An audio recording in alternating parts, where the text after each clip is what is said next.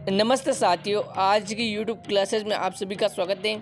आज की YouTube classes में हम जानेंगे राजस्थान के लोक देवता गोगा जी का जीवन परिचय। तो गोगा जी का जन्म देखा जाए तो गोगा जी का जन्म हुआ था चूरू जिले के ददरेवा गांव में। अगर इनके पिताजी का नाम देखें तो पिताजी का नाम था जेवर सिंह और माता का नाम था बाछल देवी। गोगा जी के जन्म स्थान को सिरसमेड़ी कहा जाता है। जहाँ पर इनका जन्म हुआ था ददरेवा में, उस स्थान को सिरसमेड़ी कहा जाता है। गोगा जी के समाधि स्थल का इनका नौवर हनुमानगढ़ जिले में स्थित है, जिसे गोगा मेड़ी या दूर मेड़ी कहा जाता है। तो ये बहुत ही महत्वपूर्ण क्वेश्चन है कि गोगा जी के समाधि स्थल को क्या कहा जाता है, तो गोगा मेड़ी या दूर मेड़ी कहा जाता है। ऐसा माना जाता है कि गोगा जी का जन्म गुरु गोरखनाथ के आशीर्वाद से हुआ था। तो ये भी बहुत ही महत्वपूर्ण क्वेश्चन है। अगर ये क्वेश्चन आ जाए कि गोगा जी का जन्म किसके आशीर्वाद से हुआ था, तो गुरु गोरखनाथ के आशीर्वाद से हुआ था।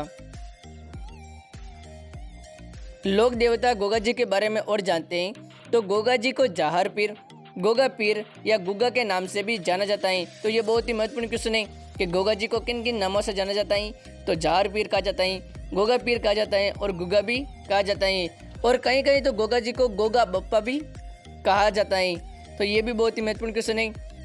गोगा मेड़ी में प्रतिवर्ष, मतलब गोगा मेड़ी किसे कहा जाता है कि समाधि स्थल जहाँ पर है, तो वहाँ पर हनुमानगढ़ नौर में, वहाँ पर प्रतिवर्ष भाद्रपद कृष्ण नवमी को, या जिसे हम कहते हैं गोगा नवमी को, मेला भी बढ़ता है। तो अगर ये क्वेश्चन आ जाए कि गोगा मेड़ी में गोगा जी का मेला कब बढ़ता है, तो भाद्रपद कृष्ण नवमी को बढ़ता है, जिसे गोगा नवमी भी कहा जाता है।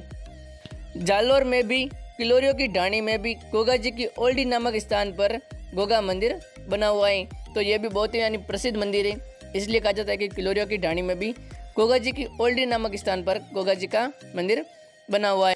अब जो मैं बता रहा हूँ ये बहुत ही महत्वपूर्ण है। जब गोगा जी का विवाह केलमदे के साथ हो रहा था, तो विवाह से पहले ही इनकी पत्नी को सांप ने डस लिया था और गोगा जी क्रोधित हो गए थे। तब उन्होंने मंत्र पढ़ने शुरू किए थे, जिससे सांप मरने लगे थे। तब नाग देवता ने सर्पों के देवता होने का वरदान दिया था। जब इनका विवाह केलमदे के साथ हो रहा था, तब इनकी पत्नी को सांप ने डस लिया था। तब उनको गुस्सा आ गया था गोगा जी को और मंत्र पढ़े, जिससे सांप मरने लगे थे। तब नाग देवता खुद आए थे और इनको वरदान दिया था कि आप सर्पों के देवता हो, इसलिए गोगा जी को सर्पों के देवता भी कहा जाता है। तो अगर ये क्वेश्चन आ जाए कि सर्पों के देवता गोगा जी को क्यों कहा जाता है, तो ये कहानी होगी। आगे देखते हैं। गोगा जी की घोड़ी का नाम नीली घोड़ी था। तो ये भी बहुत ही महत्वपूर्ण क्वेश्चन है कि गोगा जी की घोड़ी का नाम क्या था, तो नीली घोड़ी था।